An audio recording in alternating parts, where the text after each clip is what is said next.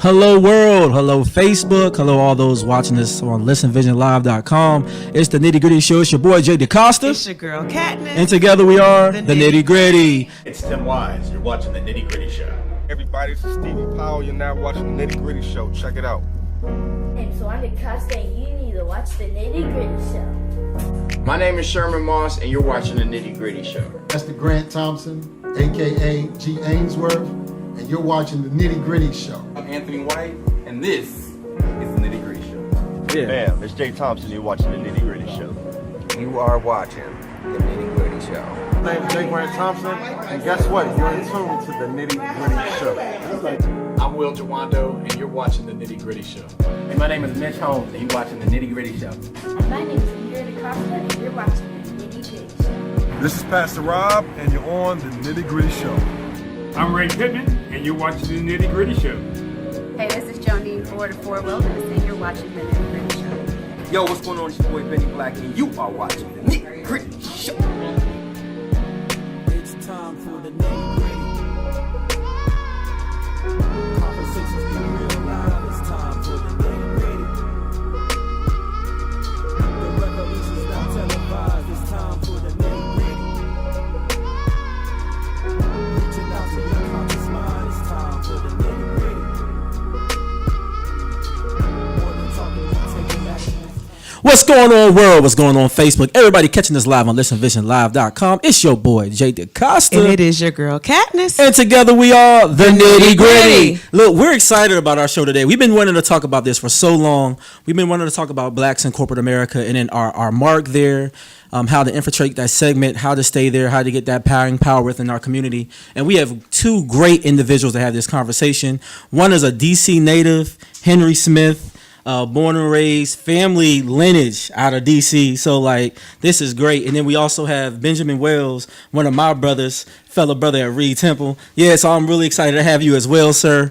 And just to tell you a little bit about them, they both have amazing bios. I can't read the whole thing, but I'm gonna try to get some snippets out of here. So Mike Smith, native Washingtonian, proud of his entrepreneurial family lineage. His great-grandfather escaped slavery at the age of 12 and later purchased a horse and wagon and sold ice here in the streets of Washington. Your aunt Lillian Smith, a single woman, was a real estate investor in posh Capitol Hill, Washington in 1940s when it was supposed to be impossible for her, later becoming a multi-millionaire. On Capitol Hill. Right there on Capitol Hill. So we can literally stop there, drop the mic, and we're good. But want to go a little bit further. Went to St. Emma Military Academy in Powhatan, Virginia. Then completed your BS right across the street at Howard University. All right, HU. Yeah. Got your MBA from Southeastern University. Then you're also a member of the Construction Strategic Partnership and a graduate of the Turner Construction Management Program. So lots of education there in the construction and development. And it's nice to see a black contractor and developer here in the DC area. Yeah. And that's what you guys are. And that means so much. And in the industry I work in, I see others all the time. Yeah. But to see a brother, that's amazing. Then I know you sit on a couple of few boards, National Business League of Greater Washington, Coalition for Nonprofit Housing and Economic Development. You was also named Member of the Year by National Utility Contractors Association. And that's been a boys club for a long time, but it's nice to see y'all up in there. Yeah, and then Mr. Wells, your resume is crazy. You was at Georgetown University, McDonald School of Business. You did their Ascend 2020 program. That's right. Just recently, right? That's right. Also a financial investor. Spent 30 years working in the world's leading companies. A couple of these are Verizon, Siemens Group. You've done some stuff with United Negro College Fund. And you've raised over almost $150 billion in investment capital for these companies you work for. That's right. Yeah, and you've been in the C-suite. I have been there, so I see what happens. And it gets light up there. It ain't that dark in the C-suite. That's exactly right. This hue mattered. Yeah. So, and people just don't realize, and we're going to talk about this more, but right now we only have 4 CEOs in the Fortune 500 right now, and one of those is about to retire at America. Exactly. And when he leaves, that vice president that's replacing him, he's white. So we'll be down to 3. So I don't think people realize, like, how important this is to have this representation. So we're excited to have you brothers on. We're going to get more into like the various things you guys are doing and why that's important here. Because I know, Mr. Wells, you sit on a bunch of councils yourself here in the DC area. I know you also sit on the Economic Empowerment council there at Reed Temple, and you actually work not just Reed Temple. That's a multi-church program, so that's not limited to just one place. So exactly right. Lots of information there. We're going to be truly blessed today.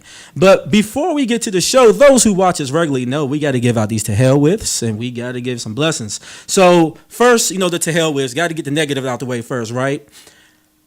Yeah, I mean, to hell with to anybody who wants to build walls instead of bridges. There's a young lady that came out recently, got a lot of headline on the news. She's a young black woman.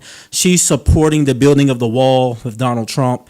And we're not in a place, and the world is getting too small to keep on trying to build walls. This is not feudal Europe anymore. We don't need to have these big castles separating ourselves from everyone else. This is the time to join together. This is how businesses are going to grow. You guys are dealing with that now with just some of the energy stuff that you're dealing with now. So that doesn't happen if we're building walls. So definitely got to give it to hell with to that. I don't want to spend too much time on her, but just wanted to make it known that the Nitty Gritty is definitely siding against that. Also, the second thing I got to give it to hell with, and this plays into a blessing too, I'm going to give up later, but white privilege. And I know people get tired of hearing about white privilege and white folks don't like it, but it was white privilege that had that manager feel emboldened to fire those two black men. And then somehow the story has shifted even this week to people wanting to feel bad for this white woman who resigned as a result of all the backlash. But she wasn't thinking about these black men when she kicked them out. There was no consideration for them, but now we're supposed to feel bad for her because she's going through things. Well, how about the fact that in that city of Philly, when they won the Super Bowl, they trashed places. They were in places throwing food, and all these white guys with white cops next to them, you know what they said? Just having a good time. And just let it go. But then two black men sitting in a Starbucks, not causing any trouble. Only thing they did to even notify that they were there was the fact that one of them wanted to use the bathroom. We've seen stories at other Starbucks where people would ask to use the bathroom. They say you have to pay for something. Then they see a white man using the bathroom. He says, "Oh, I didn't pay for anything." So there's this inherent goodness that white people are given. And we got to give it to hell with for that because it's still playing out. Just a few days ago in LA Fitness, 3 black people were accosted in a LA Fitness out there in New Jersey where they said, "Hey, did you pay to be in here working out?" And they were paid members, but that person decided to call the cops on them. Didn't really want to have a conversation, just automatically assume we're going to go do that. So, we got to give it to hell with white privilege. It's still going on. Every day there's a new story about white privilege. The guy that shot up Parkland just said, "Oh, he's mentally ill." And so we're seeing this same excuse, and we're seeing the same cycle of news and narratives keep on going, and there's no change. So we have to address it. But on to the good stuff.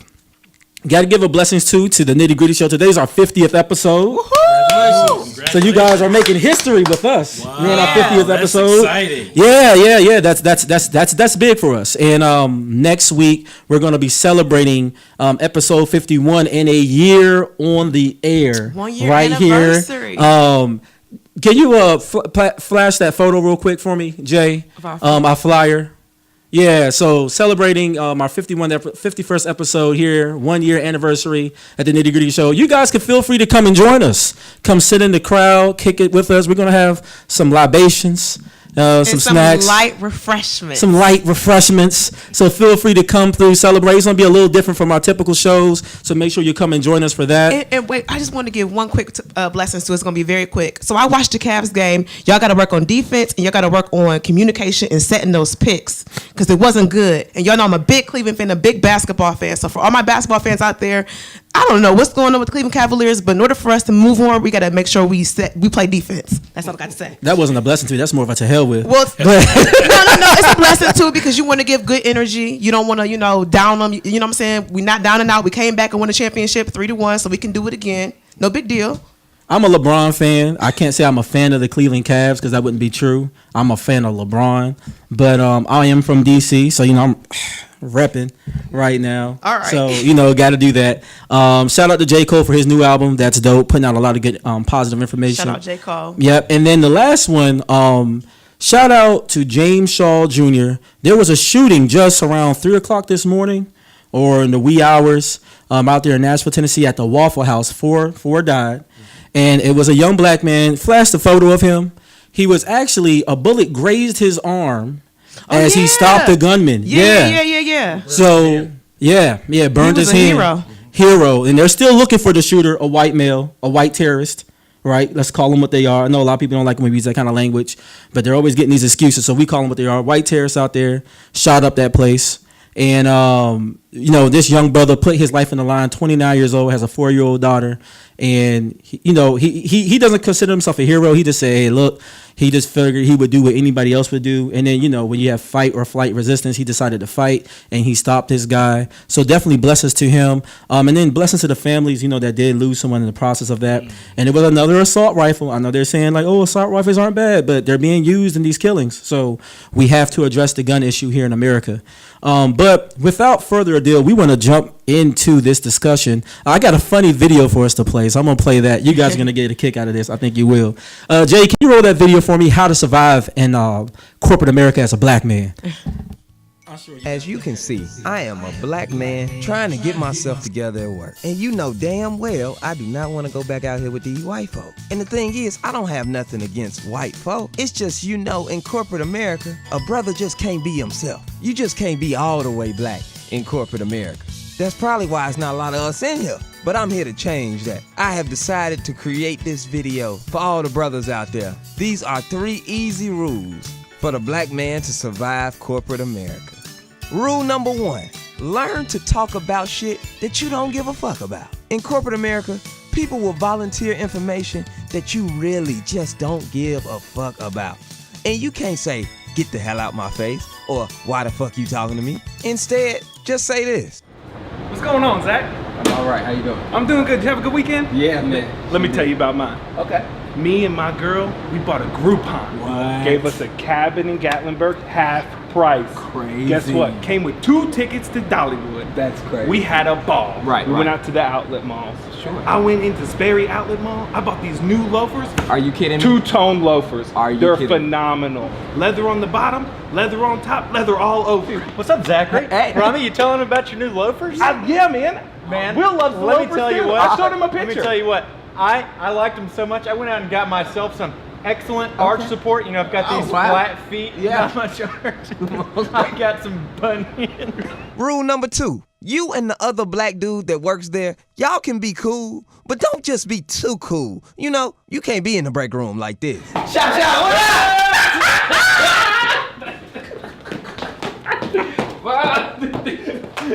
My dog. Last weekend.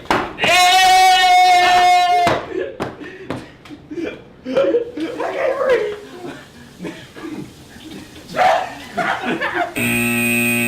See that right there? That will get your black ass fired. And rule number 3, there will be a lot of misused slang. Don't try to correct these white folk. Just let them have it. No, this copy machine should be working. Like, what is this? Shit shouldn't be jammed. God damn. Hey, what's up, babe? What's up, man? How you doing? Hey, man, I'm- let me tell you what, Zachary. What's that? Your tie is really flouching today. Oh, my coach. I love that look. You gonna make it to that 10:30 later? Most definitely. All right, we'll see you, Debo. Take it easy. All right, Yeah. all right. All right. See how you just let them go? See? That's how you do it. Now, black men, go get that application and apply these 3 rules so your black ass won't get fired. And to tell you the truth, your black ass still may get fired. But at least I did my part. I always like to lighten the mood with a little bit of comedy. That one was just a funny one. There's a lot of great stats and videos out there. I just like, what? I'm going to grab this one because it's just funny. And I think we've all, in corporate America, we've seen some of those to a certain extent. So it's only funny because it's like hint of truth to it. But getting in our conversation with you guys, because on a more serious note, there is a real opportunity for us to enter that segment. For you guys, first of all, we know a little bit of your background, but what really spurred you guys into the path that you're on right now? Because, so many people are influenced to go into sports and everything else, but you guys wanted to take on business. So what kind of spurs your journey? Well, for Smith & Sons, for me personally, it started out years ago. We came together. A few brothers and I came together back in the early '80s, and it was a competition. A good friend bought a piece of property, fixed it up, and rented it out. And he was doing this periodically. At the time, Marion Barry, former mayor of Washington, D.C., encouraged citizens of this city to take the boards off of properties in D.C. that were left abandoned after the '68 riots. And a few friends began that process, and my father and I got encouraged, and we did the same thing. So one thing led to another, and as a result of that, we realized that our income from the development was almost equal or parallel with our corporate income. That was encouraging to see. So one thing led to another, and here we are today. Wow. So just start off as a competition, and just some friendly simple investing. Exactly. Now, were you already like working at the time, or like were you already like self-made, a small business owner then, or were you, working just in the traditional sense? Yeah, it was something that was in my family. I come from a family of entrepreneurs. As you stated earlier, my great grandfather sold ice in the streets of D.C. after escaping from slavery, and his granddaughter, Ma Lillian, bought real estate on Capitol Hill. So as a child, we were constantly interacting, helping her out. So it was quite natural for me to make that move. I graduated from Howard University right across the street, and my dream was to go to medical school. I couldn't pass the MCAT, couldn't get beyond the MCAT, so I made it a hobby to take the MCAT. And eventually, I wound up taking a course in computer programming, which is commonly known as IT now. And lo and behold, about 9 months later, I graduated and I got my first corporate job at one of the major accounting firms in D.C. But at the same time, I was buying properties, fixing them up, and renting them to low to medium income residents east of the river where I grew up. And that led into eventually contracting with the city. Wow. So in contracting with the city, we were asked to do various things, from picking up trash in vacant properties to putting on new roofs, installing new windows, hot water heaters, things of that nature. And for the last 30 years, I've been doing that plus greater things. And we were asked to do more complicated things thereafter. So that's basically it. Wow. And how about you, Mr. Wells? Well, interesting enough. So in the 80s, and I'm a lot older than I look. It's just the black don't crack unless you smoke it. That's what they say. That's true. That and a lot of cocoa butter.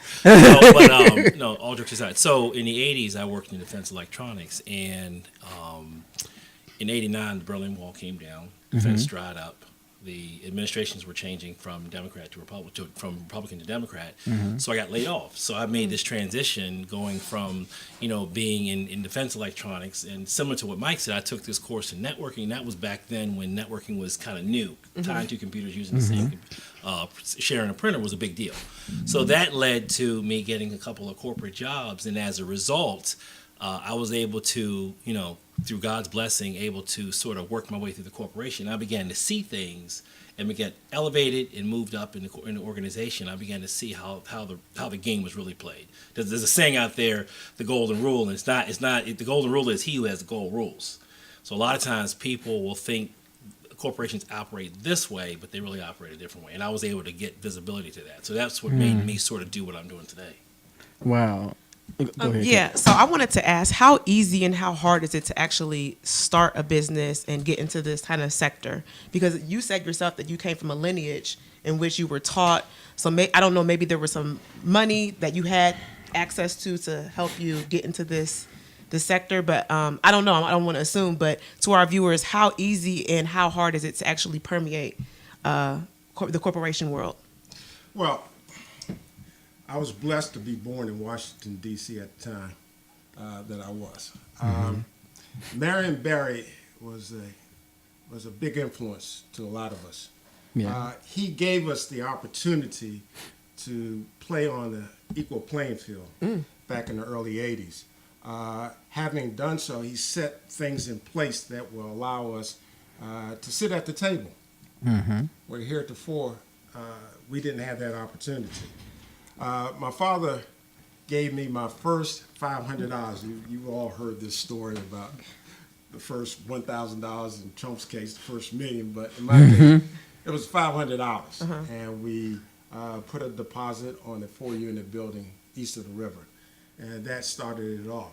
I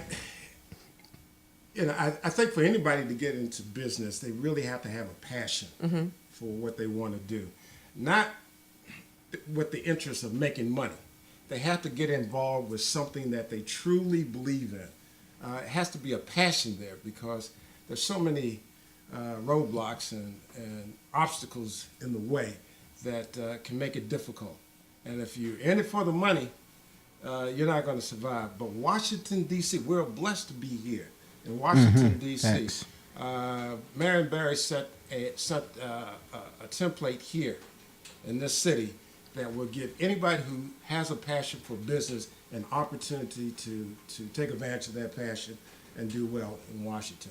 I haven't seen anything as equal or better throughout the country than what we have in Washington, D.C. So anybody can get started. And how about you? Because I mean, like, and you guys have an interest story. I want to get to that, but you know, you've had your hand in a couple of business ventures yourself. So you know, what was that like for you? Well, part of it for me was, my mind is constantly moving. I mean, literally at 10 o'clock at night, I'm thinking about all these ideas. And in some of the companies that I worked in, they weren't exactly doing the things that got me excited. So in other words, if it wasn't a challenge and if I mastered it early on, I would get bored. So I would look for opportunities within the company. I would bring ideas to the company. And in some cases, it was not something that they were necessarily going to go in that direction. But I had a passion, like Mike said, I had a passion to drive a specific opportunity or a specific, idea forward.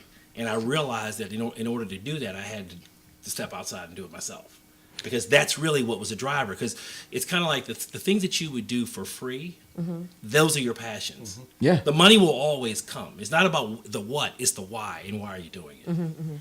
And I'm happy that you bring that up because I see it all the time. I never mentioned where I work, so I'm not.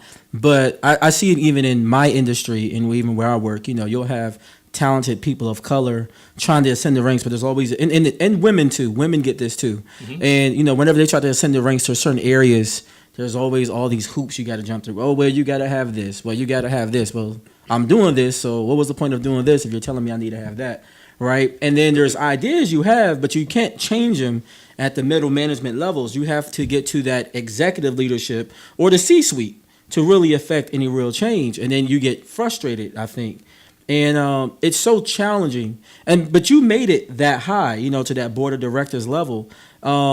Is it that maybe like, you did one thing here and then one company saw the vision and said, you know what, despite color, we value the energy that this brother brings, so we want to bring him in? Is that kind of like what happened at some point? Or? Well, the color that they enjoyed from the new opportunities and new ideas was green.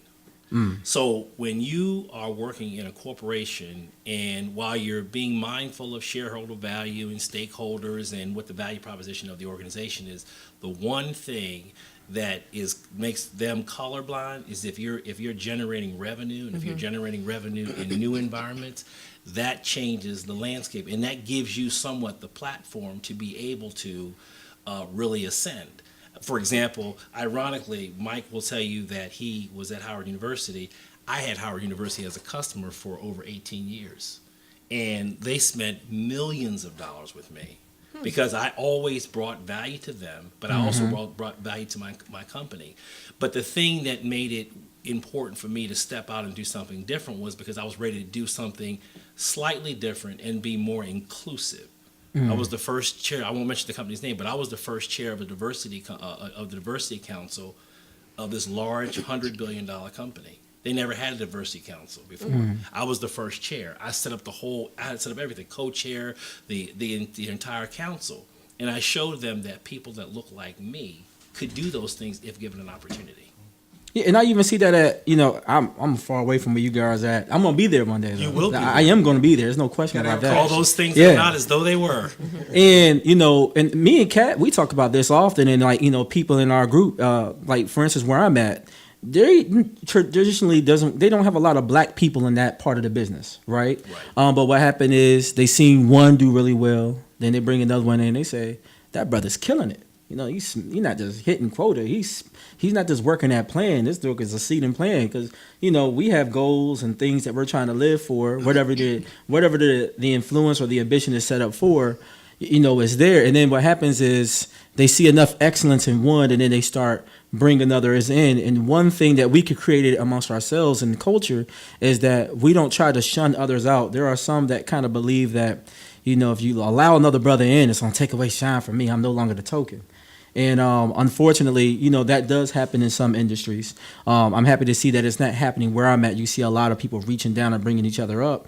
But that kind of gets me to your story with Smith & Sons. So, and we were talking about this before the show, but I want you guys to talk about that again because this is a unique story. You're the CEO of Smith & Sons, and now you've come in as COO, right? Or vice president. Vice president, yeah. And, but you have... family members you can pass this thing down to, but yet you have this brother to come in and groom and help others out. You guys have an interesting story. Please, you got to tell the listeners about what you guys are doing. I don't hear this often. Let me say something before we get into that. I speak to a lot of young people, and I always tell them, look, if you have a job, learn as much as you possibly can while you're in that job, especially if it's in the industry that you're passionate about. Or if you're not as passionate, there's basic managerial skills that you can learn. Be there before everyone else. Leave after everyone else has left. That is an opportunity to learn what you need to know on the outside, and you're getting paid for it. Why be on the job, be discontent, and not seeing what you can get out of this job and apply in the near future for yourself. Yeah. So while you're there, get as much as you possibly can. And that's what I did. When I was working for corporate America, I tried to, as a matter of fact, I got my master's degree as a result of the benefits that they offered. I did everything I possibly did. So when they began to, what they call downsize back in those days, I was ready. They gave me everything that I needed. Now, with Smith & Sons, I went through a program sponsored by Goldman Sachs. It was called the 10,000 Small Business Program, and I encourage everyone out there to go to their website and check it out. We talked about succession. I was thinking about succession in my mind, but I hadn't put an adjective to it. I hadn't put a noun to it. I wasn't quite sure of what you would call it, but I was preparing myself to pass the baton. I'm 60. I'll be 67 next month.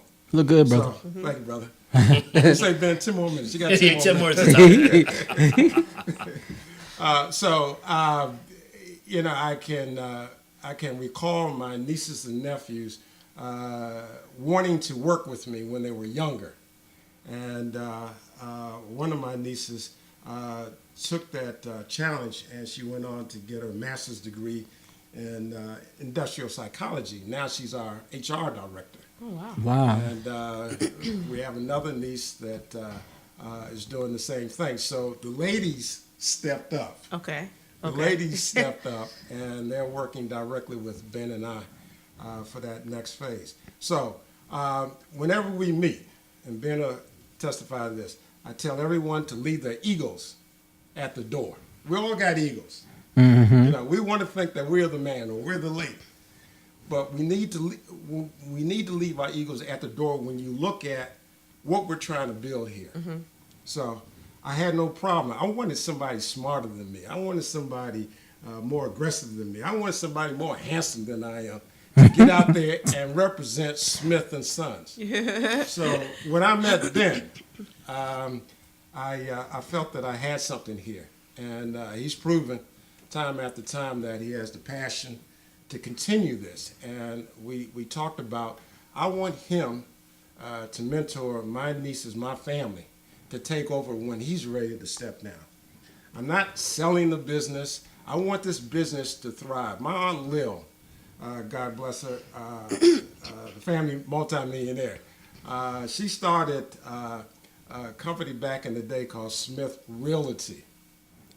And so Smith and Sons kind of grew out of that because we got into real estate. We were developing properties, and then we moved into general contracting. So I want this to continue. Ben is going to bring his family in.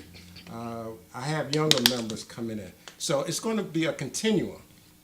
All I want them to do is send me a check every month. Yeah, there ain't nothing wrong with that. That's right. I can send him a check. Yeah, I can do that. So that's the mindset of what we're trying to do. And let me share this real quick. I'll be 67 next month, and I want to leave a legacy. I want to, I can't rap, I can't,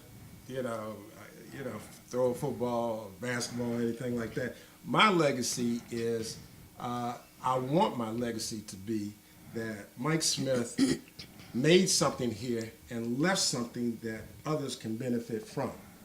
We want to bring industry to east of the river. Industry, where we're making something, we're building something. We want to be able to stamp it, made in DC, and have it distributed throughout the world.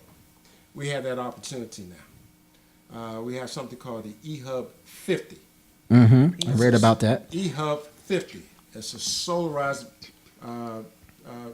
device that will provide lighting and the ability to charge your devices, anything that uses a USB. That's Ben's bellywick. So I'm going to let him talk about it a little bit more, but we want to bring the manufacturing of that unit, of that technology, to east of the river. And we want to hire returning citizens. We want to give the people east of the river, Anacostia, southeast, where I grew up, northeast, River Terrace, I want to give those folks the opportunity to straighten their back, be proud of where they're from. I like that. Historically, east of the river has been the armpit of the district. Oh, and still is in a lot of ways. Yes. I was going to ask you, did you decide east of the river because that's the last quadrant to be gentrified? And I mean, I used to work over in Berry Farms, and just talking to Native Washingtonians, they're upset that, Washington, D.C. is not what it used to be. They feel like they are, pushed into these little quadrants and they don't have as much access. So to hear you say, I want to actually go back to east of the river and provide opportunity to them, to me, that is like key, because that's what the citizens really want. They feel like they've been deserted to some degree. They have. I grew up there. So I'm going to let Ben tell you what we're going to make east of the river and the opportunities that we're going to bring. And that's going to be part of my legacy. You heard it here. Oh, yeah. Live. Right. Yeah, so just in that same vein, so I think what Mike was leaning towards is the fact that there is a succession plan. He's going to, bring me in to pick up the company and take it to the next level. We have a great working relationship. We've only known each other for a couple of years, but it's just amazing how I think, like I tell people, we're sort of almost connected at the cellular level. I mean, it's like you can't make this up. We finish each other's sentences. There's a trust level of trust there, and if you don't have that trust and common value set, then it really won't matter what you write on a piece of paper in terms of a contract or kind of relationship. There's something that's there, and it's also rooted in our relationship with God as well, because like we both say, we'll never sell our souls to the devil for $1. We will not do that. Come on. But along that, in that same vein, we want to build something that is going to be transformational. What Mike is referencing is there is a device out there that we have there's been over 1,000 sold. It's a solar device that literally can charge anything electronic and also provide lighting. So you think about all the storm, all the devastation in Puerto Rico, for example, and all these different places. It's something that could literally be could be supplemental power to them. We're talking to a couple of the utility companies in the city, and they've expressed an interest. Just an interest right now. We're still going through that process, but we believe this is something that is portable from where it's being manufactured now in another state. It's all U.S. based, another state. We can bring that here, create the opportunities, and hire people at a greater living wage. We're talking about north of $22 an hour, so they can be proud of what they're doing, where they want to go, and then ultimately show them exactly how we do what we do, so they can pay it forward as well. We want to really create and fortify an ecosystem that continues to feed itself. I like that. And then when 5 to 7 years out or whatever, if I decide to move on or whatever, then I can turn around to the rest of the Smith clan, so to speak, and say, here's what we've built, because we're working together now. Here's what we've built, and here's how you continue to do that. Now you do the same thing, and it becomes a replicatable thing. So in other words, now the business is now going into a 4th or 5th generation. So that's what we really want to do. We're excited. We've been really blessed. We know where favorite promotion doesn't come from the east or the west. We know where it comes from. Oh, listen. Okay. From the one above. That's right. Don't get me started. Preaching. It's Sunday. They had a great message this morning. So, Watley got down. So. Yeah, I was gonna say, he did. So 2 things. So with this solar system that you're talking about, this solar energy thing, do you believe that you can monetize this thing? Because you said you can help Puerto Rico possibly. Absolutely. So let me just get that. So real quick. Okay. So absolutely. First off, it's the ideal solution that can be replicated almost like a franchise. And that's really what the goal is. We get it going here. Then we go to Ferguson. Then we go to Chicago, on the south side. Then we go to other areas, urban communities that are looking for something where maybe some of the folks won't go to college, but they'll take up a trade. We have a whole training platform that's already been set. We want to start in DC, because if we get it made in DC, then we believe that becomes the catalyst to push it out across the world. Nice. And not to mention, it's ideal for not only the developing countries. You think about just a quick data point. There's 1.3 billion people that have no grid electricity. 620 million of them are in Africa. You look at a NASA map at night, and you'll see where the dark spot is. It's in Africa. Yep. So this is portable and great for the continent of Africa, all 53 states. And who to bring that back to Africa, and then someone from African descent, right? Hey. Absolutely. And where all the embassies are. Now you get the model. That's the model. I do have a quick question. Sure. When it comes to real estate or any kind of business, it seems like politics kind of goes in tandem with business because of redlining or just certain laws that kind of don't provide you access. How ingrained are you to politics? I mean, I don't know if you are, but do you feel as though you have to have friends in those places in order to continue to thrive? As I stated earlier, Marion Barry was very critical to where we are right now. So a part of his legacy, to honor his legacy, I am fervent about maintaining what he had created for us so the next generation can enjoy what we are enjoying. I am extremely active with any candidate or any office holder who holds those values to make it possible for people of color to enjoy, to sit at the same table as the big boys. So yes, I am very, very active. We got to be active because there's a lot of legislation that comes down periodically that affects businesses. Yep. Give you an example. We're working with a major contractor now, and a lot of they're involved in a DC government project, and a lot of what is being asked of them, they are making it our responsibility as Smith & Sons to provide that same information. So it might not be fair. Not all of it might not be fair. So we have to be involved politically to make that known in order to make those adjustments legislatively. So you have to be politically connected and active. You don't have to sell your soul now. You don't have to sell your soul. Right. But you need to let the community or the legislators know that you are there and that. Let me give you a prime example. Several years ago, there was a group of small businesses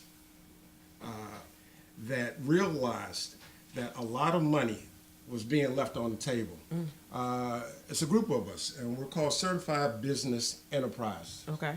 And again, I have to go back to Marion Barry. He made this possible for us to be there.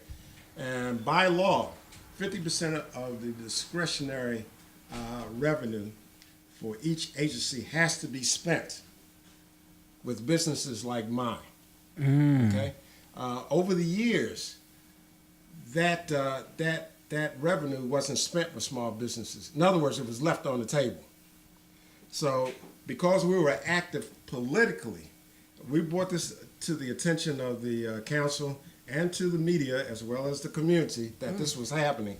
And now we have legislation in place to make each agency, DC government agency, responsible for making sure those monies are being spent with CBEs, or small business enterprises. So that's political activism. Yes, it is. And just to that point, there's a feeling, at least because I kind of deal with it every day, there's a feeling now that the current environment is very business friendly, a very small business friendly. So that's exciting. So we just see an upward trajectory in terms of opportunities, and we're experiencing that real time. But you have to be aware of what's happening, from a legislative perspective, from a policy development. And you don't need to walk around angry because things aren't going your way. You just have to figure out ways to leverage what is happening, build some constituency and some relationships and bring something to the table. I always say you can express your views and be upset, but bring a solution while you're bringing your grievance. Absolutely. Because in that way, you're bringing them something that they can look at and consider. Just don't walk in there angry. And we're sitting on a real opportunity. I was happy that you brought up, Marion Barry and what he did for DC, what he meant to DC. And I feel like we have a new generation of politicians here in DC that's doing some awesome work. We've had Robert White on the show, city councilman at large. And I know that a lot of the initiatives and bills that he's co-signed and has, worked tirelessly behind, focuses on those opportunities, making sure that those opportunities are extended to our community and for the kind of work you guys are doing. So, that's somebody I would say that you guys should reach out to. I'm going to jump out there on a limb and say you should reach out to Robert White because he's very excited and engaged in that kind of work. But then you have guys like Trayon White that's doing a lot of that kind of stuff over there east of the river. He has Ward 8. And I feel like this young generation of politicians, they're very much engaged, especially here in this area, from the Will Jawandos and all across. They're very much engaged in trying to spread the dollar around and make sure that mission is applicable. So it's people have, and I always have to say this, but that's why voting matters, and that's why being politically engaged matters. Cat smiling because I find a way to work it into every conversation, but it's so true. The reason why I'm smiling and the reason why I asked that question is because we've had people in our generation who have expressed that they feel like voting is a waste of time. They feel like it doesn't matter. No one's seeing them. As a millennial, a lot of us have student loan with high interest. Who's looking out for the millennials? And so here are some men here who are obviously in business, who are obviously successful, and they're telling you voting matters. It doesn't matter that you're upset. If you don't vote, you don't have a voice. You've got to be engaged, and they've just told you that. Another thing I want to say, because it seems like the theme here is that you guys are thinking about legacy. You guys are thinking about generational wealth. And I feel like a lot of times when it comes to business, I don't know if it's a disconnect with us young folks not asking the right questions or not tapping into people who are in the business, or if it's a disconnect with people not passing that knowledge down. So why do you think that is, and what advice could you give to kind of bridge that gap so that we can continue to pass this legacy on? I got an answer. Okay. Years ago when I was starting out, I would bring, my wife and I don't have children. We have nieces and nephews. I would bring the nieces and nephews to business transactions with me. Okay. They might not have understood all the nuances of what was going on, but they knew it was Uncle Mike's business. And he allows me to cut the grass sometimes, and he'll give me a few dollars. This is the way to make money. In other words, keep the young people engaged. I like that. I used to take them to settlements. When I closed on a piece of property, I would take them with me. It warmed my heart when I received a photograph from one of my nieces. She and her family were at the settlement table signing their deed. That just warmed my heart. So in other words, what I'm saying is, bring the family together. Talk about business. You don't have to talk about the Cavs all the time. Talk about what's happening in town. Talk about business. Talk about what you're doing here at this station. Okay. Get them engaged. Tell them what mommy and daddy are doing, and have that two-way conversation. Mm-hmm. But if the children are not involved from an early age, they're clueless. Some people in this country, all they do is sit down at the dinner table and talk finance, or law, or politics, or poetry. They talk about book reviews. But we don't do that. We have to engage young people very early, and once they become, at a certain point, it'll be natural. It's like going to church. Your parents took you to church. You didn't want to go, but you go on your own now. Ben, you got Right, yeah, so to that point, the most important thing is bringing them in the room. A lot of times we will assume that there's no interest.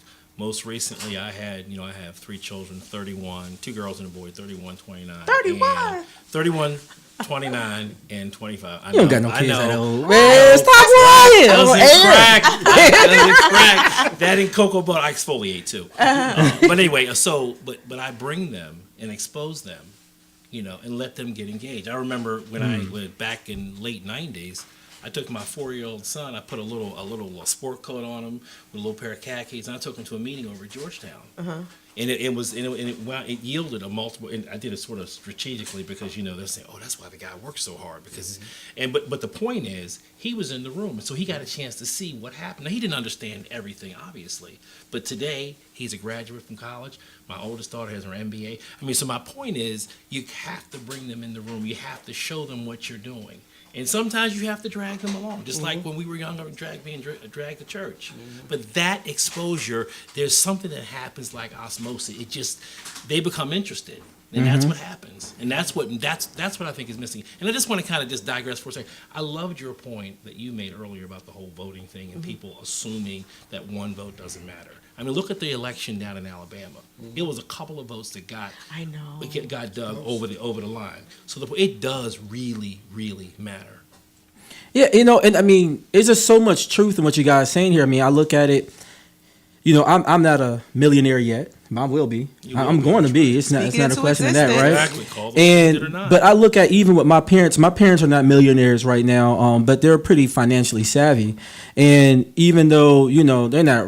Well, actually, my mom did have a Mercedes. But the thing is like my parents were pretty smart with money, and they had those conversations. And we talked about politics at the table, and now. I got a radio show talking about that. And my brothers, they hustle and they have businesses and everything. And it's just you plant a seed in your children. I remember even when I was in Tennessee visiting, I had my kids with me when I purchased one of our intro videos. And they sat at that meeting. Now, they might have been busy on their tablets or whatever, doing whatever, but they seen that. So it's encouraging to know that those little nuggets go a far way. You don't think about it when you're in the midst of my hustle season, and I'll be there for a while. But it's nice to know that 20 years from now, you look back and you'll be like, it's going to pay off big for someone else. That's right. And I think it's just amazing what you guys are doing, just that, you're doing that with your nieces and your nephews, but then you're able to bring on someone like Ben next to you. And to your point that you said earlier about how you guys, you're connected at the cellular level. Just early when you was out there, you guys literally kick back and laugh, and y'all have this relationship that even in just a split of time, just being with you, you guys are really close. You can see it. And obviously it's going to wield great interest and gains to the business, and you're already doing great things. And we're just excited about what you guys are doing. Really are. One thing we didn't, we've glossed over it and we've touched on it, but we got to also give credit where credit is due. Both these men have God in their life. Oh, yeah. And I feel like a lot of times we think it's our own power, it's our own innate ability, but the reality is you cannot have anything without God. I'm not going to subscribe you to Christianity. That's not what you subscribe to. But the point I'm trying to make is that maybe, and we're running out of time, but just talk about the importance of having value systems and how important God is to thrive you through hard times. I'm sure you've had some hard times in business. Nonetheless, faith probably got you through, right? Right. Exactly. do it My in a father. minute. My father was the pastor of our church. Oh, okay. And obviously I grew up in the church, and that was very important to me. Those principles that I learned, having 4 siblings, and we struggled a little bit, but it was faith that brought us through. And knowing what my family, my broader family, has done, gave me faith in what I could do.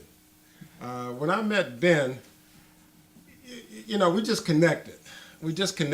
And I shared with him some things that I wanted to do. There was no contract. There was no, bleeding of the fingers. We connected and we made it happen. That's faith. That's faith.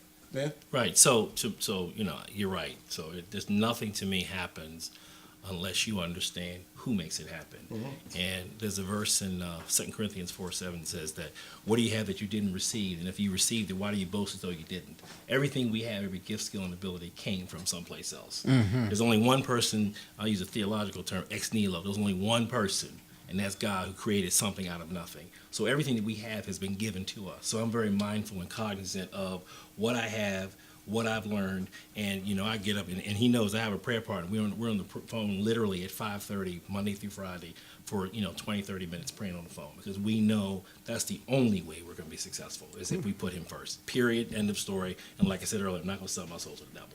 Man, and that's amazing. You guys have managed to keep your integrity. You're taking care of your families. You're bringing up the next generation. I wish we had more time, but we have to cut. But we have to have you guys back on again. I know you both do a lot in the community. Do you guys have any upcoming events or anything that you want to plug the community to? Or better yet, just where people can find you if they want to come to you for advice or questions? Yeah, so real quick. So why don't you just go to our website, Smith & Sons, SmithandSonsLLC.com, or you can reach out info@SmithandSonsLLC.com. We're very big on mentoring and helping. I've done a couple of speeches over at Howard University to their business school. We would love to help. We love to give back, because that's the only way it's going to work, especially in the climate that we're in now. Yeah. Definitely. And look, we just was excited about having you guys on. I think you give so much wealth of information. We'll have to have you back on again. Yes. Well, we're going to come back with breaking news. Yeah. Okay. Oh, okay. Yeah, we are working on something right now. And we will have it live here on the Nitty Gritty Show. You heard it first. They're going to come back here. Yes, man. We will commit that. We will share it with you. But we're working on something that is just it's transformational. Wow. Can't get into all the details right now. Okay. But it's literally transformational. It's the kind of thing that's going to make you take your hat off and turn it backwards. Okay. All right. Hey, look. Look. It's been a great show. It was a pleasure having you on, Mike, Ben. Just thank you for the work you're doing and your continued success. God bless you. And of course, Kat, tell them where they can find the Nitty Gritty Show. Absolutely. Facebook, Instagram, and YouTube at the Nitty Gritty Show. And look, also, Jay, can you post that flyer one more time? Make sure you're here with us next Sunday. We're going to be celebrating a year on air. We're going to have a good time, have some libations and stuff, some snacks. Jay, throw the flyer up. Where you at? Oh, okay. 2 seconds. Yeah, so we're going to post that flyer real quick. But, it was great having you guys on. There it is. There it is. Party with the Nitty Gritty. We're going to have a good time. So look, once again, thank you guys for coming on. Make sure, for those that didn't catch this live, I'm happy that you're watching it on YouTube or Facebook. We'll have this up for you guys, and it's been great. Look, we're going to be out. We're not going to hold and delay any further. Thank you guys for coming out. Y'all be blessed. Go Cavs. Go Wizards. We out of here. All right, man. All right. Hi, I'm Leah. And I'm Corey. And you're watching the Nitty Gritty Show. My name is Lawrence Sanders, and I'm here on the Nitty Gritty Show. I'm Sandra. And I'm Jerome. And we are the Scotts. And you're watching the Nitty Gritty Show. I'm Dr. Robert J. Patterson, and you're now watching the Nitty Gritty Show. My name is Chantal Russell, and you're watching the Nitty Gritty Show. I'm Pastor Kelly Fox, and you're now watching the Nitty Gritty Show. Hi, I'm Tiffany Smith, and you're watching the Nitty Gritty Show.